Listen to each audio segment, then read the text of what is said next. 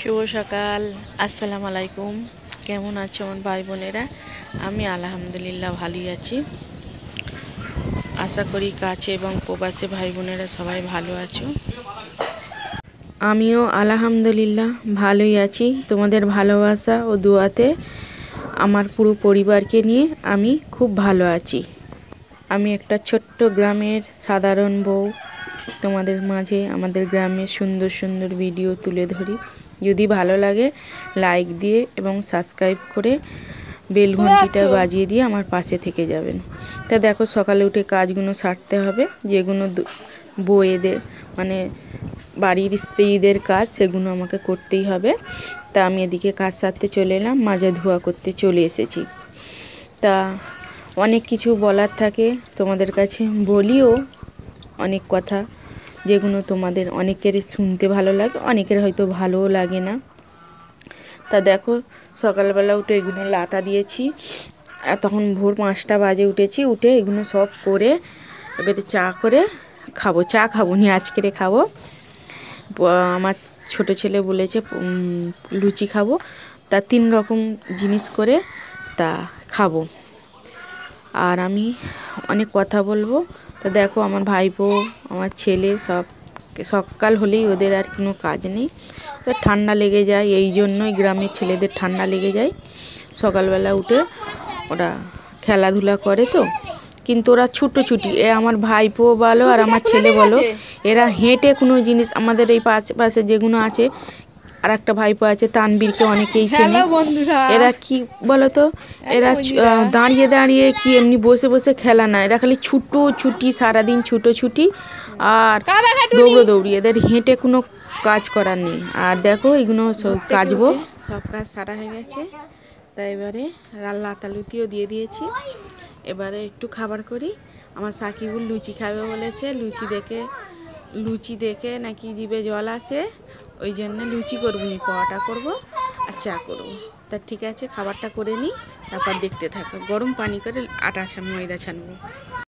দেখো, এখানে খেতে বসে গেছি। একটা বাসনে কত রকম করেছি দেখো, লুচি, পরোটা আর গোল রুটি তেল দিয়ে ভেজেছি।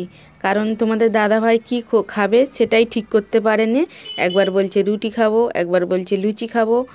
তা আমি লাস্টে রেগে মাথাটা গরম হয়ে গিয়ে বললাম, ঠিক আছে তোমাকে পান্তাই দেবো, তুমি পান্তা খাবে। এসব উনি খেতে চায় না। তা বলার পরে খেয়েছে, একটা পরোটা খেয়েছে। তাই এদিকে তরকারি দিয়ে লুচি বসে পড়েছি। তাই দেখো, কাচতে যাচ্ছি। কাঁচা হয়ে গেছে, ধুয়ে শুকো দিচ্ছি আমার দুটো ছেলের জামা কাপড়।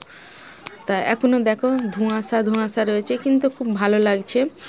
তা আমি এই কাজ করি, শরীর খারাপ অসুস্থ লাগে তবুও কিছু মনে করিনি, করতে হবে তাই করি। সংসারের কাজ করতেই হবে, তা কিছু করার নেই। একজনের নাম আমি বলছি না, সে হলো খুবই আপনজন, তাকে অনেকটাই ভালোবাসি, কিন্তু সে আমার ভালোবাসার প্রতিদান। খাওয়া দাওয়া হয়ে গেছে, সময় দেয়, বসে আছি। তোমার দাদাভাই মাল আনতে গেছে, আনলে কাজ হবে। কাজের মাল শেষ হয়ে গেছে, তাই জন্য সকাল থেকে অনেক কাজ করেছি। এখন বাজে 10টা, এবার রান্না বসাবো। রান্না করে নিয়ে একার খেয়ে দিয়ে কাজে বসবো। এখন কি রান্না হয় না, আসুক ঘরে, এলে উনি বললে তবে। বেশিক্ষণ সময় লাগবে না উনি যেতে আসতে। এবার আমার দুপাক উনুনে রান্না, তো বেশিও সময় লাগবে না। দেখি কখন আসে, কি রান্না হয়। সাকিবুল বলে দিয়েছে কালকেরও চিকেন হয়েছে, আজকেরও হবে। তা এখন তোমার দাদাভাই কি আনে দেখি। তা আমার হাতটা একটু ফুলেছে তবুও, তা আমি তাকে ফোন যদি করেছি, সে একটাই কথা সবসময় বলে, তুমি মোটা মানুষ, এত কাজ করো, তার কাছে অন্য কোনো কথা নয়। কিন্তু তাকে আমি ফোন করি কিসের জন্য, তুমি কেমন আছো তাকে জিজ্ঞেস করি, সে আমাকে উত্তর দেয় এটাই। কিন্তু আমার ভাবি যে কটাই আছে, কোনো দিন ভুলেও বলে না যে তুই মোটা মানুষ কি করে করবি। আমার ভাবিরা আমাকে বোনের মতো ভালোবাসে, সব কটাই ভাবি। তাই এখানে আমি রান্না বান্না কিছুর কথাই বলবো না, আমি কিছু আমার মনের কথা বলছি। তা আমার ভাবিরা কোনো দিন আমাকে বলে না, কারণ তারা আমাকে অনেকই ভালোবাসে, অনেকই করে। আমার যখন সাকিবুল হয় তখন আমার সানারা ভাবি আর আমার আর একটা ভাবি আমাকে ধরো না কোলে করে তোলা বসানো সব আমার দুটো ভাবি আমাকে যা সেবা করেছে তাদের তুলনা হয় না। তা কিছু মানুষের সঙ্গে কথা বললেই তারা আগে আমি কেমন আছি না আছি জিজ্ঞেস করে না, খালি বলে ওরে বাবা কত মোটা হয়ে গেছে, কি অবস্থা, এত মোটা কেন। কিন্তু যাদের কাছ থেকে আছি, যারা আমাকে অনেক ভালোবাসে, তারা কোনো দিন বলেনি। মোটা বলে বলে কি আমি রাগ করিনি, কিন্তু তারা তো একবার জিজ্ঞেস করবে কেমন আছো কি, তার আগেই বলে মোটা হয়ে গেছে। এই জন্যই আমার একটু অসুবিধে হয়, যেন খারাপ লাগে যে আমি তো কোনো দিন তাদেরকে বলিনি।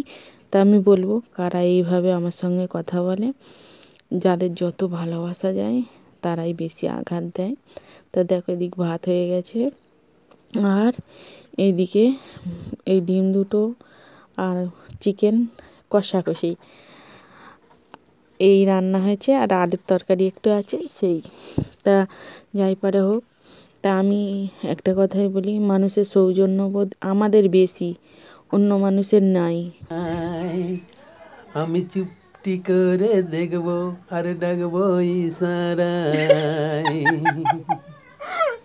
তোর পাড়ায় থাকতে দে আমায়। আমি চুপটি করে দেখবো আর ডাকবো ইশারায়। আমাদের দাদাভাই এখানে গান গাইলো একটু, তাই তোমাদের তুলে দিলাম। তাই এখানে কাজ করছে তোমার দাদাভাই। তা এই কথাগুলো কি বলো তো, বাপের বাড়ি এবং শ্বশুর বাড়ি, বাপের বাড়ির ভাবিদের কাছে মানুষ হয়েছি, তারা আমাকে অনেক সেবা যত্ন করেছে এবং অনেক আমার উপকার করেছে। তা শ্বশুর বাড়ির মানুষগুলোই বলে, কারণ ওরা ভাবে যে যা খাটে আমার দাদা মনে হয় আমার ভাবি সব খেয়ে নেয়, তাই জন্য এত মোটু হয়ে গেছে, ওই জন্য বলে। কিন্তু যে খাওয়াই কোনো দিন সে বলেনি। তা তোমার দাদাভাই এখানে কাজ করছে, আর আমি মানে বিছানার ওপর থেকে ভিডিও করে দেখাচ্ছি, মুখটা হাফ করে কাজ করছে। তাই বলছি যে আমাদের সৌজন্যবোধ বেশি, তাই জন্য আমরা বেশি আঘাত পাই। তা আল্লাহ হাফেজ, ভালো থেকো, সুস্থ